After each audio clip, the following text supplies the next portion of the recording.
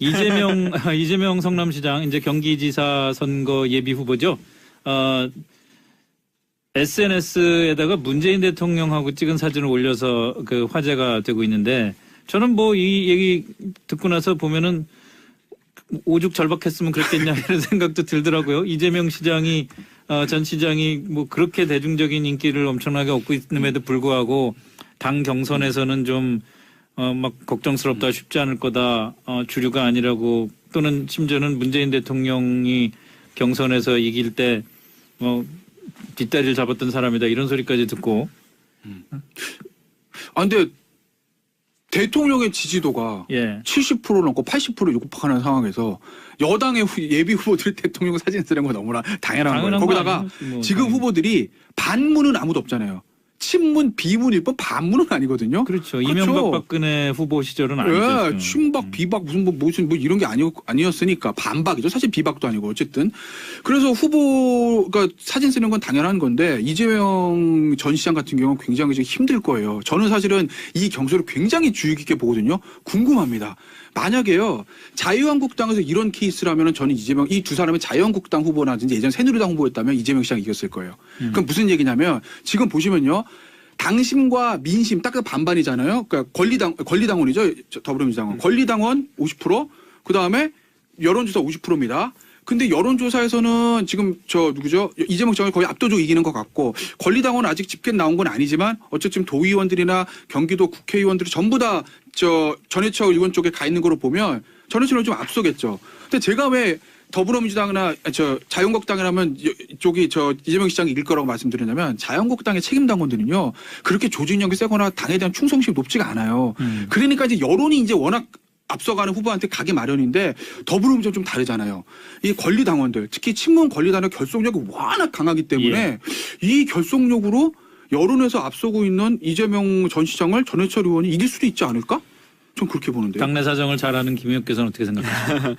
뭐 상황들은 여러 가지일 것 같아요. 근데 예를 들어 우리가 흔히 선거 치를 때 여론조사와 실제 투표장의 표심은 좀 다르다라고 한 얘기들 많이 하고 실제 결과도 좀 그렇지 않습니까? 근데 그거는 ARS나 핸드폰 여론조사를 할 때와 실제 오프라인에서 선거를 갈 때는 명확하게 차이가 좀 벌어지는데 네.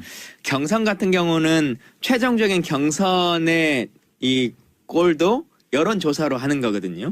그래서 투표장으로 가는 것과는 좀 차이점은 있어서 여론조사 자체를 조금 그대로 유지되는 경우들이 좀 많이 있어요. 네. 예, 근데 이 SNS, 그러니까 여론조사에서 또 방법 중에 하나가 걸려오는 것만 하는 게 아니라 당내 여론조사는 이 아웃바운드로 하는 게 있어요. 본인이 직접 3번을 걸었는데도 안 걸리면 다시 본인이 거는 형식이 있거든요. 그러면 이건 조직력을 좀 확보하면 어느 정도 좀 따라갈 수 있는 측면이 있죠. 그냥 계속 대기만 하고 있는 것과는 좀 다른 측면이 있으니까. 그래서 이제 그 부분은 충분히 전해철 후보에겐 좀 유리한 국면인 것 같고, 다만 이제 그 인지도라고 하는 것 자체의 차이, 그러니까 지지도를 넘어서서 인지도의 차이가 워낙 많이 나는 상황이었잖아요. 근데 지금은 좀 많이 좁혀지긴 했습니다만 아직도 이제 그 갭이 좀 있어서 이재명 시장에게 유리한 측면들은 분명히 존재하고요.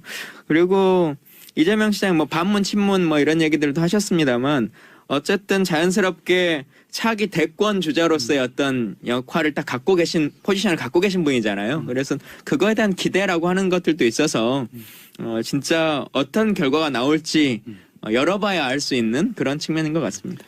공교롭게도 더불어민주당 차기 대권 주자들이 일제히 그 광역시도지사 후보로 나서는 이런 재밌는 그런 선거가 되는 것 같아요. 예. 자연스럽게 왜냐하면 이 임기를 다 끝내도 다음 대통령 선거에 출마하는 아무런 임기적 문제가 발생하지 않기 때문에. 김기식 금감원장 얘기로 시작을 해야 될 것 같습니다. 어쨌든 로비성 회유는 전혀 아니었다. 관행이었지만 깊이 반성한다. 뭐 흠결은 있지만 그게 뭐 해임 사유는 안 된다. 이 얘기들이 뭐뭐 했지만 뭐 했다. 뭐뭐 했지만 뭐 했다. 이러면 사실은 모양새가 별로 안 좋아요. 그러니까 국민 눈높이 안 맞는다는 거 맞다는 거죠. 네. 그러니까 청와대 브리핑도 그렇고 김기식 원장의 해명도 그렇고 국민 눈높이는 맞지 않는 건 맞는데 그건 죄송한데 해임할 만한 중대한 흠결은 아니다. 그게 뭐냐는 거예요. 그러니까 예전에 공정위원장 김상조 공정위원장 때도 여러 가지 청문회 얘기가 있었는데 그때는 청와대에서 국민 눈높이에 어긋나지 않는다고 그랬어요. 그러니까 본인들의 판단에. 근데 임명을 한 건데 계속 그냥 간 건데 문재인 대통령도 취임할 때 국민 눈높이에 맞는 정치하겠다 말씀하셨고 그리고 지금 여당이 이제 야당 시절에도 항상 이제 박근혜 정부 때 문제 생기면 항상 국민 눈높이 얘기를 했잖아요. 네. 그러니까 그게 사실 국민 눈높이라는 게 어떤 기준에 따라 달라질 수는 있는 건데 이번에는 스스로 국민 눈높이에 맞지 않는다는 점을 인정하면서도 그대로 간다. 이게 납득이 안 된다는 거죠. 그러니까 저는 김기식 원장이 저는 스스로 물러나는 게 대통령한테 오히려 부담을 안 주는 거라고 봐요. 청와대에서 오히려 해임하는 모양새보다 스스로 이쯤에서 물러나 주는 게 그리고 저 여당과 청와대에게 오히려 길을 터주는 게 아니겠나. 지금 왜냐면 물러나야 될 만한 사안까지 온 거다 이거죠. 저는 그렇게 보고 있어요. 왜냐하면 이게 뭐 관행이라고 볼 수도 있는데 사실은 이 관행이란 게 불법과 합법의 어중간한 관행 중간에 있는 관행이란 게 문제를 삼기 시작하면 한도 끝도 없는 것이거든요. 이게 문제가 안 됐으면 그냥 넘어갈 수 있으나 이미 이렇게 불거진 이상 더는 손쓸 방법이 없죠. 왜냐하면 거기다가 김기식 원장이 그동안 한 얘기가 있잖아요. 야당 의원 시절에 그런 건 또 있죠. 뭐 피감기관 뭐 돈으로 뭐 외우 가는 거 로비 아니냐 뇌물 아니냐 그리고 김영란법 발의하면서 이 우리 사회가 깨끗해지기 위해서 이거 해야 된다 이랬는데 본인은 갔다라는 거죠. 그러니까 그게 설명이 안 된다는 거예요. 납득이. 그러니까 차라리 그런 야당 의원 시절에 그런 얘기를 안 하고 있었다면 모르겠는데 본인이 한 얘기하고 본인이 한 행위들이 완전히 배치되니까요. 김광진 전 의원께서는 19대 국회까지 관행적으로 그런 출장이 이루어졌다라는 해명에 대해서 어떻게 설명을 하시겠습니까? 일단 두 가지를 좀 구분할 필요가 있을 것 같은데 피감기관이라고 하는 기준이 공공기관으로 국가기관인 곳과 아예 사기업인 곳은 좀 명확하게 분리할 필요는 있는 것 같아요. 네. 그래서 예를 들면 여기서 나오는 것 중에 뭐 우리은행이라든가 어떤 개별 사기업에게 비용을 받아서 간 경우는 불법행위가 되겠죠. 그래서 19대 때도 선주회사인가 선박회사인가를 통해서 그 해외를 갔다가 네. 여야 의원들 6명인가 가서 문제가 돼서 그 돈을 다 메꿔냈던 적이 있거든요. 예. 그래서 개별 회사에게 받는 건 명확한 불법행위다라고 하는 거고. 아니 그걸 아는데 왜 가요 도대체? 그러게요. 그건 명확한 불법행위고 그건 로비성이 명확하죠. 그건 로비성이 명확한 거고. 오케이. 다만 이제 공공기관의 비용을 가지고 이제 간 경우에 국민의 눈앞에서 이제 피감기관인데 그럴 수 있느냐라고 하는 문제가 분명히 있을 수 있고 뭐 동의되는 부분도 충분히 있는데 달리 생각해 보면 약간의 업무 연장성상이라고 좀 보여지는 경우들이 있어요. 근데 김기식 의원의 경우는 사실 좀 특이하긴 해요. 왜냐하면 이렇게 개별적인 요청으로 혼자 출장을 가는 경우는 거의 좀 없거든요. 예, 그래서 혼자 내가 이런 걸 보고 싶으니 어떻게 마련해달라라고 하는 경우는 사실 이거 관행이라고 하기엔 좀 쉽지 않아서 이걸 제가 일반적인 관행입니다라고 말할 수는 없고 다만 예를 들어 아까 잠깐 얘기했지만 프랑스 무슨 대사관이 그 문화원이 오픈을 했다. 프랑스에 한국 문화원이 오픈했다.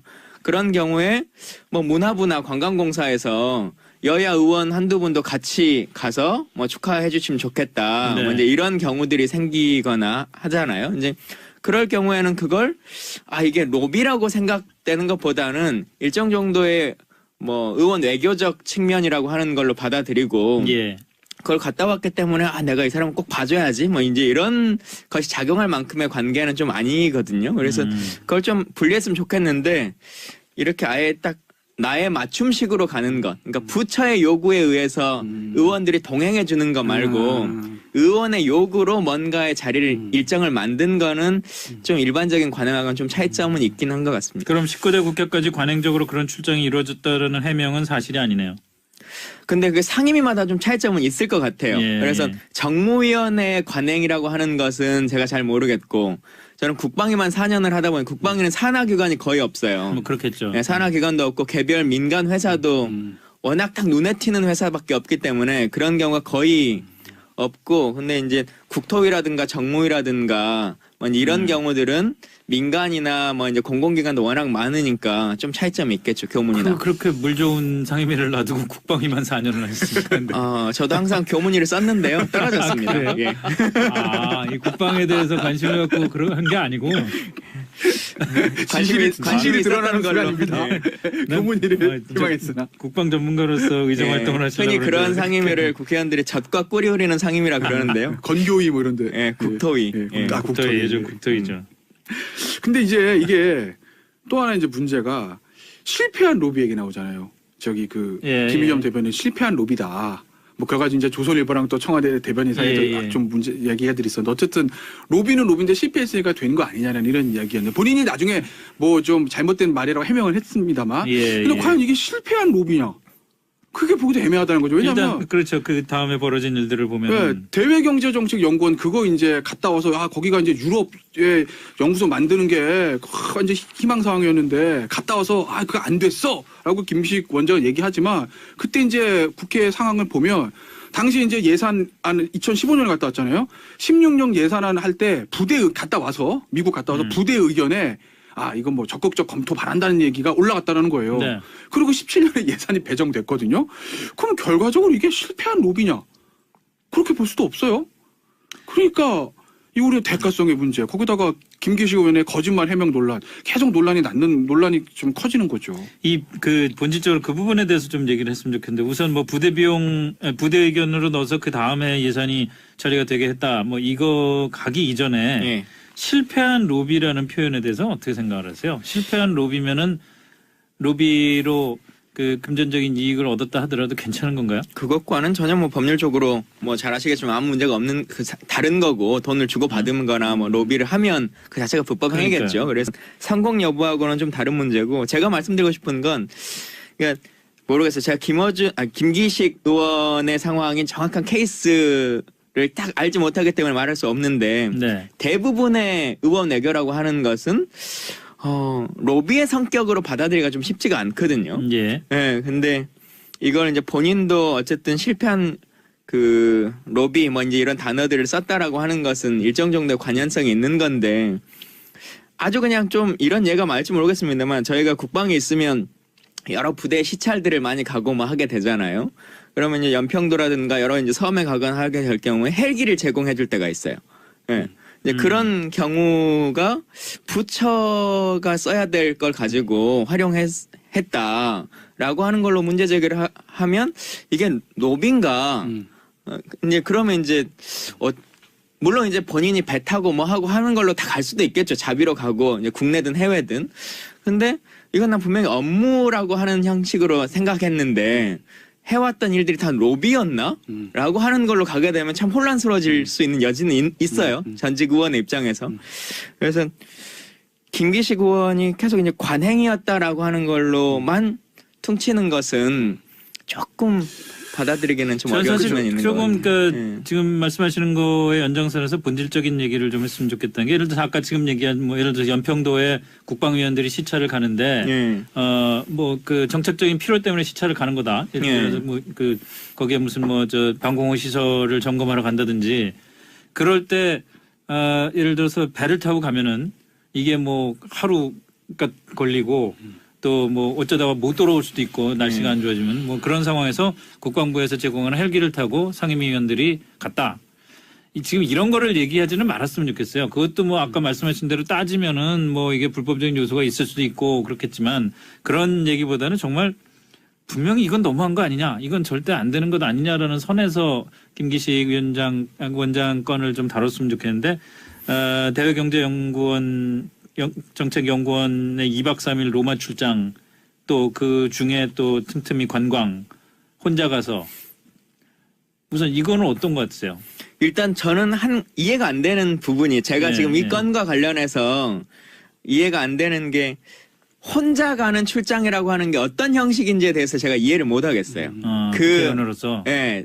그래서 이렇게도 충분히 가능하다라고 하는 것에 대한 소위 말하는 관행이라고 하는 걸 제가 인지할 수 있는 상황이 아니어서 그러니까 일반적으로 상임이나 여야 간에 한두 명 끼어서 전국 부처가 하는 어떤 행사에 같이 대동해서 간다거나 예. 이제 이런 경우는 예산적인 불법 행위가 조금 있다손 치더라도 충분히 제가 어떻게 말을 드리겠는데 나 이런 거 보고 싶으니 로마 일정을 잡아봐라라고 하는 것은 어떤 프로세스로 움직일 수 있는지를 제가 사실은 설명을 못 드리겠습니다. 국방위가 좀 배고프긴 배고팠던 그런 사례들도 하나도 관행이 없었으면은 참. 예. 그러니까 아마 이게 그래서, 원포인트라서 그런 것 같아요. 그러니까 저도 사실 저도 이제 이런 걸 보고 만약에 내가 의원이었다면 이런 걸 어떻게 했을까라는 그 상상을 해보는데 예를 들면 아까 얘기하셨던 그 뭐 프랑스 문화원이 있다 뭐 이런 것들 여야 의원이 뭐 같이 가고 간사라고 같이 가고 그건 정말 이제 완전 공적인 업무가 되는 거 아니겠습니까? 네. 오픈해서 가는 건데 근데 이거는 어쨌든 김기식으로 혼자 갔어요. 그리고 또 예산이랑 현안이 걸려 있는 곳이었단 말이죠. 그러니까 이게 문제가 되는 거죠. 거기다가 이제 그 대외경제정책연구원 그 당시에 출장 보고서에 보면 의전용이라고 써 있었다는 거 아니겠습니까? 예. 그럼 이제 그들도 돈을 내고 미국에 데려가는 그 대외정책연구원에서도 아 이거 의전으로 김기식이고 야당 간사니까 왜냐면 사실은 이 피감기관의 입장에서는 여당 간사보다 야당 간사가 더 힘들거든요. 그렇잖아요. 아, 그럼요. 네. 야당 간사니까 이제 의전적으로 간다라고 본인들 생각했다는 거 아니겠습니까? 갔다 와서 실제로 1년 걸려서 좀 성과도 있었고 그러니까 문제가 되는 거고 우리은행은 더 말할 것도 없어. 김광신 의원 얘기하셨듯이 거기는 이제 완전히 그거잖아요. 민간기관이잖아요. 민간기관이죠. 그러니까 우리은행 중국 개점 하는데 거기 왜 갑니까 국회의원이? 개인 회사 뭐 우리은행에서 뭐 중국에 지점을 내든 말든 사실은 정부에서 할 일이 뭐 있다고요. 그걸 가가지고 관광도 하고 뭐 일도 좀 뭐 했겠으나 관광 일정까지 껴가지고 충칭 갔다 오는 것들이 좀 이상하죠. 그것도 여야 의원 다 간 게 아니라 또 혼자 간 거 아니겠어요? 그러니까 왜 자꾸 이렇게 혼자 간다고 그랬어요. 아니 미국 갈 때는 인턴 비서 데리고 갔어요. 그 문제는 사실은 좀 논의하지 않았으면 좋겠어요. 그건 진짜 원론과는 잘 떨어진 문제고 그 인턴이든 정직원을 데려가든 뭐 보좌관을 데려가든 그거야 가능한 문제이고 여직원과 간다고 해서 뭐 이상한 상상을 할 수 있는 건 아니기 네. 때문에 그 부분은 그거는 배제하고 얘기를 해요. 배제했으면 좋겠고 다만 이제 그 부분에서 여직원이다 아니다 이 문제는 떠나서 그러니까 국회의원들이 출장을 가는 데 있어서 직무와 또는 정책적인 업무와 관련된 비서를 데려갈 수는 있는데 그게 인턴일 수도 있겠냐는 거에 대한 궁금증은 있죠, 일반인들은. 인턴일 수는 있을 거라고 생각합니다. 그래요? 그건 가능합니다. 그건 가능한데 인턴이 어떤 업무를 맡느냐에 따라 차이점이 있고 네. 그 뭐 관련한 일을 할 수도 있고 또 해외 나가면 이제 예를 들면 그 인턴이 언어를 잘해서 도움을 받을 수도 있는 거고요. 네. 다른 것보다는 통상적으로 이제 혼자 가는 경우에는 이렇게 대사관이 서포팅 해주거나 하지 않기 때문에 통역을 따로 쓸 수 없었을 겁니다. 그러면 이제 개중에 영어 좀 잘하는 분을 데리고 갔을 확률도 있는 거고요. 또 업무가 주로 담당하는 피감기관이어서 갈 수도 있는 거여서 실제로 국회에서는 인턴이라고 하는 요즘은 이제 없어졌습니다. 국회 인턴 제도가 그래요? 예, 8급이라고 하는 걸 신설해가지고 인턴 둘을 없애고 8급 한 명으로 얼마 전에 한 3-4달 전에 변경했기 때문에 지금은 인턴이 없습니다만 인턴이요. 그 다른 문제보다 비정규직을 계속 두도록 하는 이 문제 때문에 둘을 없애고 한 명의 8급으로 바꾸자라고 바뀌었는데 실제로 근데 인턴으로만 4년 5년 뭐 하는 분들도 많이 있거든요. 그래서 인턴과 일반 그 보좌관과의 차이점이 사실 아무런 의미가 없습니다. 우리가 일반 기업에서의 인턴하고는 좀 다르게 봐야 된다. 예, 저희 의원실에 있던 분도 인턴으로 그 비어있는 스펙가 없어서 인턴으로 처음에 들어왔다가 몇 개월 사이 6급으로 다시 이제 발령 내기도 하고요. 그 차이가 크지 않습니다. 자, 뭐 결론적으로 김태현 변호사는 사표를 내야 된다. 저는 그게 맞다고 보고 저는 청와대가 이거를 끝까지 데리고 끌고 가려는 이유를 모르겠다는 거죠. 그러니까 이런 거 그러니까 좀 부연해서 말씀드리면 대통령하고 청와대에서 조각을 하다 보면 흠결이 있어도 가지고 가야 되는 경우가 있어요. 현실상 그렇잖아요. 정말 국가 통치 철학과 정말 필요한 사람이라고 하면 아주 큰 흠결이라면 데려가야 되는 것을 이해합니다. 사실 그러니까 김상조 공정위원장도 이것저것 말이 많았잖아요. 근데 그걸 임명한 거 저는 이해해요. 왜냐하면 김상조 공정위원장이라는 사람, 그다음 같은 참여연대 출신이지만 장하성 정책실장이라는 사람, 이 두 사람은 대통령이 아마 후보 시절부터 본인이 집권하면 어떤 식으로 경제 정책을 짜겠다 가장 중요한 인물들이었을 거예요. 그러니까 제가 석가래와 대들보겠죠. 그렇죠. 그러니까 김상조 공정위원장의 청문회 때 이런저런 문제가 있음에도 불구하고 임명하지 이해는 합니다. 근데 김기식 위원장이 과연 그럴 만큼 가치가 있는 사람인가? 그러니까 제가 김기식 위원장의 능력을 폄하하는 게 아니라 이게 사실 어떤 면에서 보면 야 이거 처음에 조각할 때부터 금감원장을 김기식 전 위원으로 간다. 이렇게 해서 내가 짤 거야가 아니라 최홍식 전 위원장이 그 하나원 금융지주 문제로 갑자기 낭만한 바람에 핀치히터로 들어온 것이거든요. 그럼 사실은 얼마든지 대탈에 찰 수도 있는 인물이라는 거죠. 문재인 대통령이 경제 구상에 얼마나 큰 몫을 차지할까. 중간에 갑자기 들어온 사람인데 조각할 때부터 있던 사람도 아니고 그렇다고 보면 이런 문제가 있음에도 불구하고 굳이 이거를 데리고 가려는 저는 이유를 모르겠다는 거예요. 알겠습니다. 김 의원은 어떻게 생각하세요? 근데 뭐 이제 취임 1년 정도가 되기 때문에 2기 내각을 준비할 수 있는 시기여서 꼭 1기 때 들어온 사람만이 모두 다 정수다 이렇게 볼 수는 좀 없을 것 같고, 일단은 사퇴 여부나 이런 거는 이제 본인의 판단이 가장 클 것 같고, 통상적인 관행으로 보면 일단 이렇게 문제가 됐을 때는 개별 기업으로부터 받은 경우에는 다 본인이 배상을 하거든요. 네. 밝혀지는 순간. 그래서 그 문제는 좀 빨리 정리했으면 좋겠다 이런 생각은 있고, 거취와 관련해서는 사실 뭐 제가 어떻게 가부를 말할 만한 단계는 아닌 것 같습니다. 좋습니다. 안 되는 부분이 제가 네, 지금 이 네. 건과 관련해서 이해가 안 되는 게, 혼자 가는 출장이라고 하는 게 어떤 형식인지에 대해서 제가 이해를 못 하겠어요. 국회의원으로서. 예. 그래서 이렇게도 충분히 가능하다라고 하는 것에 대한 소위 말하는 관행이라고 하는 걸 제가 인지할 수 있는 상황이 아니어서 그러니까 일반적으로 상임이나 여야 간에 한두 명을 끼워서 전국 부처가 하는 어떤 행사에 같이 대동해서 간다거나 예. 이제 이런 경우는 예산적인 불법 행위가 조금 있다 손 치더라도 충분히 제가 어떻게 말을 드리겠는데, 나 이런 거 보고 싶으니 로마 일정을 잡아봐라라고 하는 것은 어떤 프로세스로 움직일 수 있는지를 제가 사실은 설명을 못 드리겠습니다. 국방위가 좀 배고프긴 그런 사례들도 하나도 관행이 없었으면은 참. 예. 그러니까 아마 이게 그래서, 원 포인트라서 그런 것 같아요. 그러니까 저도 사실 저도 이제 이런 걸 보고 만약에 내가 의원이었다면 이런 걸 어떻게 했을까라는 그 상상을 해보는데, 예를 들면 아까 얘기하셨던 그 뭐 프랑스 문화원이 있다 뭐 이런 것들, 여야 의원이 뭐 같이 가고 간사라고 같이 가고, 그건 정말 이제 완전 공적인 업무가 되는 거 아니겠습니까? 네. 오픈해서 가는 건데, 근데 이거는 어쨌든 김규식으로 혼자 갔어요. 그리고 또 예산이나 현안이 걸려 있는 곳이었단 말이죠. 그러니까 이게 문제가 되는 거죠. 거기다가 이제 그 대외경제정책연구원 그 당시에 출장 보고서에 보면 의전용이라고 써 있었다는 거 아니겠습니까? 예. 그럼 이제 그들도 돈을 내고 미국에 데려가는 그 대외정책연구원에서도 이거 의전으로 김기식이고 야당 간사니까, 왜냐면 사실은 이 피감기관의 입장에서는 여당 간사보다 야당 간사가 더 힘들거든요. 그렇잖아요. 그럼요. 네. 야당 간사니까 이제 의전적으로 간다라고 본인들 생각했다는 거 아니겠습니까? 갔다 와서 실제로 1년 걸려서 지금 성과도 있었고, 그러니까 문제가 되는 거고, 우리은행은 더 말할 것도 없어. 김광신 의원 얘기하셨듯이 거기는 이제 완전히 그거잖아요. 민간기관이잖아요. 민간기관이죠. 그러니까 우리은행 중국 개점 하는데 거기 왜 갑니까, 국회의원이? 개인 회사 뭐 우리은행에서 뭐 중국에 지점을 내든 말든 사실은 정부에서 할 일이 뭐 있다고요. 그걸 가가지고 관광도 하고 뭐 일도 좀 뭐 했겠으나 관광 일정까지 껴가지고 충칭 갔다 오는 것들이 좀 이상하죠. 그것도 여야 의원 다 간 게 아니라 또 혼자 간 거 아니겠어요? 그러니까 자꾸 이렇게 혼자 간다고 그랬어요. 아니 미국 갈 때는 인턴 비서 데리고 갔어요. 그 문제는 사실은 좀 논의하지 않았으면 좋겠어요. 그건 진짜 원론과는 잘 떨어진 문제고, 그 인턴이든 정직원을 데려가든 뭐 보좌관을 데려가든 그거야 가능한 문제이고, 여직원과 간다고 해서 뭐 이상한 상상을 할 수 있는 건 아니기 때문에 그 부분은 그거는 배제하고 얘기를 해요. 배제했으면 좋겠고, 다만 이제 그 부분에서 여직원이다 아니다 이 문제는 떠나서, 그러니까 국회의원들이 출장을 가는 데 있어서 직무와 또는 정책적인 업무와 관련된 비서를 데려갈 수는 있는데, 그게 인턴일 수도 있겠냐는 거에 대한 궁금증은 있죠, 일반인들은. 인턴일 수는 있을 거라고 생각합니다. 그래요? 그건 가능합니다. 그건 가능한데, 인턴이 어떤 업무를 맡느냐에 따라 차이점이 있고, 네.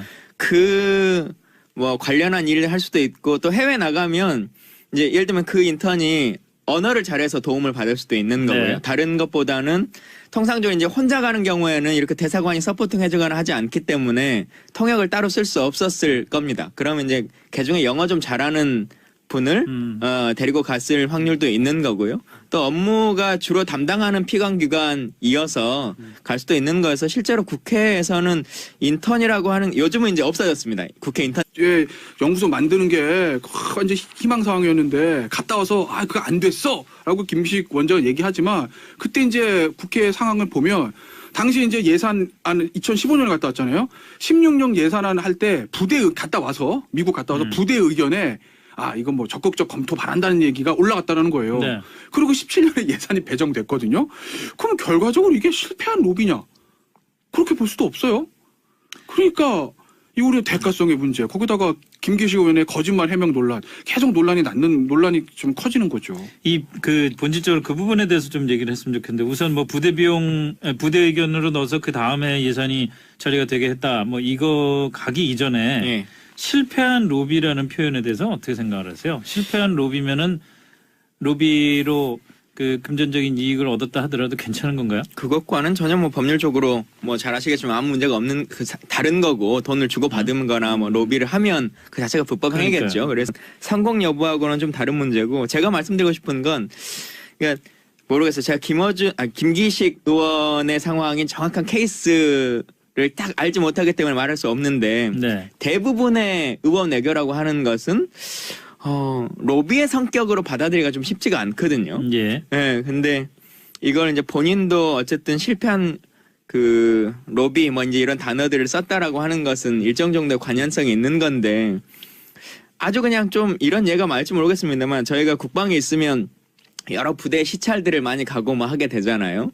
그러면 이제 연평도라든가 여러 이제 섬에 가거나 하게 될 경우에 헬기를 제공해 줄 때가 있어요. 예. 이제 그런 경우가 부처가 써야 될 걸 가지고 활용했다라고 하는 걸로 문제 제기를 하면 이게 로비인가? 이제 그러면 이제 물론 이제 본인이 배 타고 뭐 하고 하는 걸로 다 갈 수도 있겠죠. 자비로 가고 이제 국내든 해외든. 근데 이건 난 분명히 업무라고 하는 형식으로 생각했는데 해왔던 일들이 다 로비였나?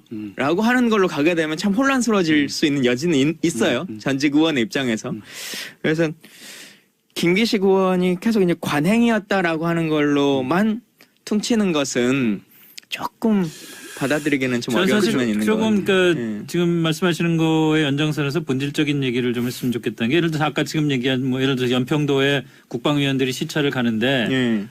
뭐 그 정책적인 필요 때문에 시찰을 가는 거다. 예를 들어서 뭐 그 거기에 무슨 뭐 저 방공호 시설을 점검하러 간다든지 그럴 때 예를 들어서 배를 타고 가면은 이게 뭐 하루가 걸리고 또 뭐 어쩌다가 못 돌아올 수도 있고 날씨가 안 좋아지면 뭐 그런 상황에서 국방부에서 제공하는 헬기를 타고 상임위원들이 갔다. 지금 이런 거를 얘기하지는 말았으면 좋겠어요. 그것도 뭐 아까 말씀하신 대로 따지면은 뭐 이게 불법적인 요소가 있을 수도 있고 그렇겠지만 그런 얘기보다는 정말 분명히 이건 너무한 거 아니냐, 이건 절대 안 되는 것 아니냐라는 선에서 김기식 원장 건을 좀 다뤘으면 좋겠는데 대외경제연구원 정책연구원의 2박 3일 로마 출장 또 그 중에 또 틈틈이 관광 혼자 가서 우선 이거는 어떤 것 같으세요? 일단 저는 이해가 이재명 성남시장 이제 경기지사 선거 예비 후보죠. SNS에다가 문재인 대통령하고 찍은 사진을 올려서 그 화제가 되고 있는데 저는 뭐 이 얘기 듣고 나서 보면은 오죽 절박했으면 그랬겠냐 이런 생각도 들더라고요. 이재명 시장이 전 시장이 뭐 그렇게 대중적인 인기를 엄청나게 얻고 있음에도 불구하고 당 경선에서는 좀 막 걱정스럽다, 쉽지 않을 거다, 주류가 아니라고, 또는 심지어는 문재인 대통령이 경선에서 이길 때 뒷다리를 잡았던 사람이다 이런 소리까지 듣고. 근데 대통령의 지지도가 예. 70% 넘고 80% 육박하는 상황에서 여당의 예비 후보들이 대통령 사진 쓰는 건 너무나 당연한 거예요. 거기다가 아니지, 뭐. 지금 후보들이 반문은 아무도 없잖아요. 친문, 비문, 일법, 반문은 아니거든요. 그렇죠. 이명박 박근혜 후보 시절은 아니죠. 예, 친박, 비박, 무슨 뭐 이런 게 아니었으니까 반박이죠. 사실 비박도 아니고 어쨌든. 그래서 후보가 사진 쓰는 건 당연한 건데 이재명 전 시장 같은 경우는 굉장히 좀 힘들 거예요. 저는 사실은 이 경선을 굉장히 주의 깊게 보거든요. 궁금합니다. 만약에요 자유한국당에서 이런 케이스라면은 저는 이재명 이 두 사람이 자유한국당 후보라든지 예전 새누리당 후보였다면 이재명 시장이 이겼을 거예요. 그럼 무슨 얘기냐면 지금 보시면요. 당심과 민심 딱 반반이잖아요. 그러니까 권리당원이죠. 더불어민주당은. 권리당원 50%, 그다음에 여론조사 50%입니다. 근데 여론조사에서는 지금 누구죠? 이재명 시장이 거의 압도적으로 이기는 것 같고 권리당원은 아직 집계 나온 건 아니지만 어쨌든 도의원들이나 경기도 국회의원들이 전부 다 전해철 의원 쪽에 가 있는 거로 보면 전해철 의원 좀 앞서겠죠. 근데 제가 왜 더불어민주당이나 자유한국당이라면 이쪽이 이재명 시장이 이길 거라고 말씀드렸냐면 자유한국당의 책임 당원들은요 그렇게 조직력이 세거나 당에 대한 충성심이 높지가 않아요. 그러니까 이제 여론이 이제 워낙 앞서가는 후보한테 가기 마련인데 더불어민주당 좀 다르잖아요. 이 권리당원들 특히 친문 권리당원 결속력이 워낙 강하기 때문에 이 결속력으로 여론에서 앞서고 있는 이재명 전 시장을 전해철 의원이 이길 수도 있지 않을까? 전 그렇게 보는데요. 당내 사정을 잘 아는 김 의원께서는 어떻게 생각하세요? 뭐 상황들은 여러 가지일 것 같아요. 근데 예를 들어 우리가 흔히 선거 치를 때 여론조사와 실제 투표장의 표심은 좀 다르다라고 하는 얘기들 많이 하고 실제 결과도 좀 그렇지 않습니까? 근데 그거는 ARS나 핸드폰 여론조사를 할 때와 실제 오프라인에서 선거를 갈 때는 명확하게 차이가 좀 벌어지는데 네. 경선 같은 경우는 최종적인 경선의 이 꼴도 여론조사로 하는 거거든요.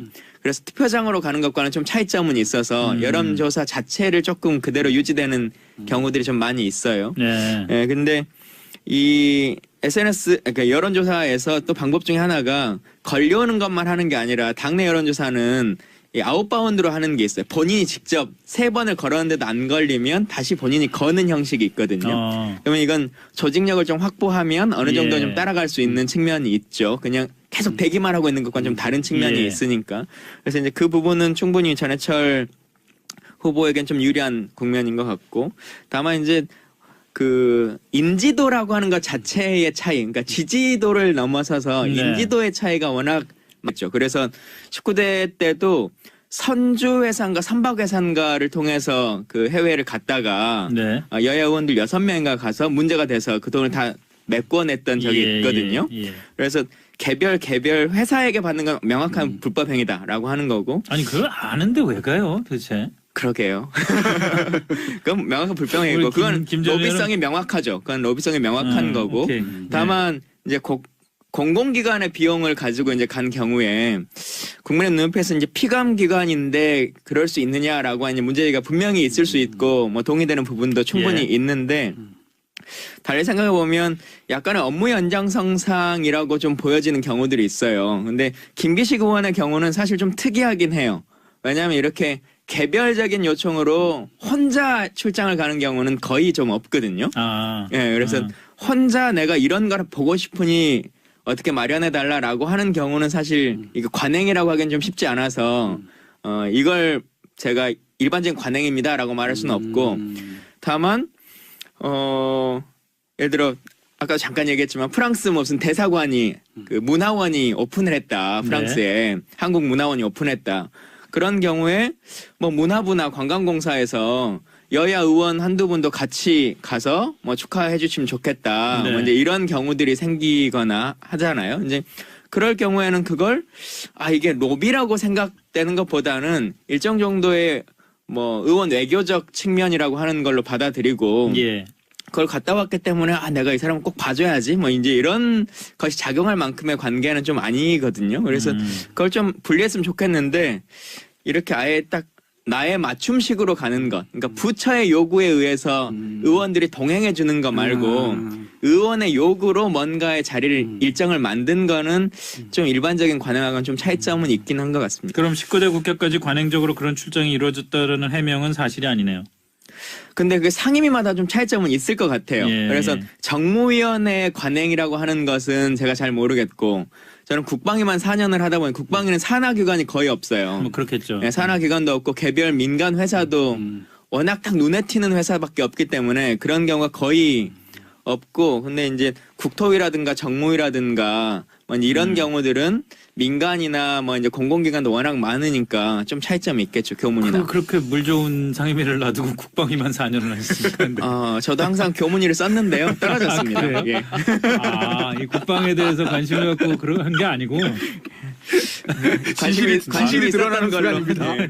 교문위를 저 희망했으나. 국방 전문가로서 의정 예. 활동을 하시려고 흔히 그런 그러는데 상임위를 국회의원들이 젖과 꿀이 흐리는 상임위라 그러는데요. 건교위 뭐 이런데. 예, 국토위. 예. 국토위 예전 국토위죠. 근데 이제 이게 또 하나 이제 문제가 실패한 로비 얘기 나오잖아요. 저기 김의겸 대변인 실패한 로비다. 뭐 그래가지고 이제 조선일보랑 또 청와대 대변인 사이에도 좀 문제 얘기들이 있었는데 어쨌든 로비는 로비인데 실패했으니까 된 거 아니냐는 이런 이야기였는데 본인이 나중에 뭐 좀 잘못된 말이라고 해명을 했습니다만 근데 과연 이게 실패한 로비냐? 그게 보기도 애매하다는 거죠. 왜냐면 일단 그렇죠. 그 다음에 벌어진 일들을 보면 대외경제정책연구원 그거 이제 갔다 와서 거기가 이제 유럽 많이 나는 상황이었잖아요. 근데 지금은 좀 많이 좁혀지긴 했습니다만 아직도 이제 그 갭이 좀 있어서 이재명 시장에게 유리한 측면들은 분명히 존재하고요. 그리고 이재명 시장 뭐 반문 친문 뭐 이런 얘기들도 하셨습니다만 어쨌든 자연스럽게 차기 대권 주자로서의 어떤 역할을 딱 갖고 계신 포지션을 갖고 계신 분이잖아요. 그래서 그거에 대한 기대라고 하는 것들도 있어서 진짜 어떤 결과가 나올지 열어봐야 알 수 있는 그런 측면인 것 같습니다. 공교롭게도 더불어민주당 차기 대권 주자들이 일제히 그 광역시도지사 후보로 나서는 이런 재밌는 그런 선거가 되는 것 같아요. 예. 자연스럽게 왜냐하면 이 임기를 다 끝내도 다음 대통령 선거에 출마하는 아무런 임기적 문제가 발생하지 않기 때문에 김기식 금감원장 얘기로 시작을 해야 될 것 같습니다. 어쨌든 로비성 회유는 전혀 아니었다. 관행이었지만 깊이 반성한다. 뭐 흠결은 있지만 그게 뭐 해임 사유는 안 된다. 이 얘기들이 뭐뭐 했지만 뭐했다, 뭐뭐 했지만 뭐했다 이러면 사실은 모양새가 별로 안 좋아요. 그러니까 국민 눈높이 안 맞는다는 거 맞다는 네, 거죠. 네. 그러니까 저 청와대의 브리핑도 그렇고 김기식 원장의 해명도 그렇고 국민 눈높이는 맞지 않는 건 맞는데 그건 죄송한데 해임할 만한 중대한 흠결은 아니다. 그게 뭐냐는 거예요. 그러니까 예전에 공정위원장 김상조 공정위원장 때도 여러 가지 청문회 얘기가 있었는데 그때는 청와대에서 국민 눈높이에 어긋나진 않는다고 그랬어요. 그러니까 본인들의 판단에. 근데 예. 이제 임명을 한 건데 계속 그냥 간 건데 문재인 대통령도 취임할 때 국민 눈높이에 맞는 정치하겠다 말씀하셨고 그리고 지금 여당이 이제 야당 시절에도 항상 이제 박근혜 정부 때 문제 생기면 항상 국민 눈높이 얘기를 했잖아요. 네. 그러니까 그게 사실 국민 눈높이라는 게 어떤 기준에 따라 달라질 수는 있는 건데 이번에는 스스로 국민 눈높이에 맞지 않는다는 점을 인정하면서도 그대로 간다.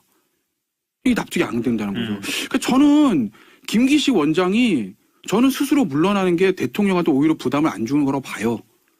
청와대에서 오히려 해임하는 모양새보다 스스로 이쯤에서 물러나 주는 게 그리고 저 여당과 청와대에게 오히려 길을 터주는 게 아니겠나. 지금 왜냐면 물러나야 될 만한 사안까지 온 거다 이거죠. 저는 그렇게 보고 있어요. 왜냐하면 이게 뭐 관행이라고 볼 수도 있는데 사실은 이 관행이란 게 불법과 합법의 어중간한 관행 중간에 있는 관행이란 게 문제를 삼기 시작하면 한도 끝도 없는 것이거든요. 이게 문제가 안 됐으면 그냥 넘어갈 수도 있으나 네. 이미 이렇게 불거진 이상 더는 손쓸 방법이 없죠. 왜냐하면 거기다가 김기식 원장이 그동안 한 얘기가 있잖아요. 야당 의원 시절에 뭐 그런 건 또 있죠. 뭐 피감기관 뭐 돈으로 뭐 외우 가는 거 로비 아니냐 뇌물 아니냐 그리고 김영란법 발의하면서 이 우리 사회가 깨끗해지기 위해서 이거 해야 된다 이랬는데 본인은 갔다라는 거죠. 그러니까 그게 설명이 안 된다는 거예요. 납득이. 그러니까 차라리 그런 야당 의원 시절에 그런 얘기를 안 하고 있었다면 모르겠는데 본인이 한 얘기하고 본인이 한 행위들이 완전히 배치되니까요. 김광진 전 의원께서는 19대 국회까지 관행적으로 그런 출장이 이루어졌다라는 해명에 대해서 어떻게 설명을 하시겠습니까? 일단 두 가지를 좀 구분할 필요가 있을 것 같은데 피감기관이라고 하는 기준이 공공기관으로 국가기관인 곳과 아예 사기업인 곳은 좀 명확하게 분리할 필요는 있는 것 같아요. 네. 그래서 예를 들면 여기서 나오는 것 중에 뭐 우리은행이라든가 어떤 개별 사기업에게 비용을 받아서 간 경우는 불법 행위가 되겠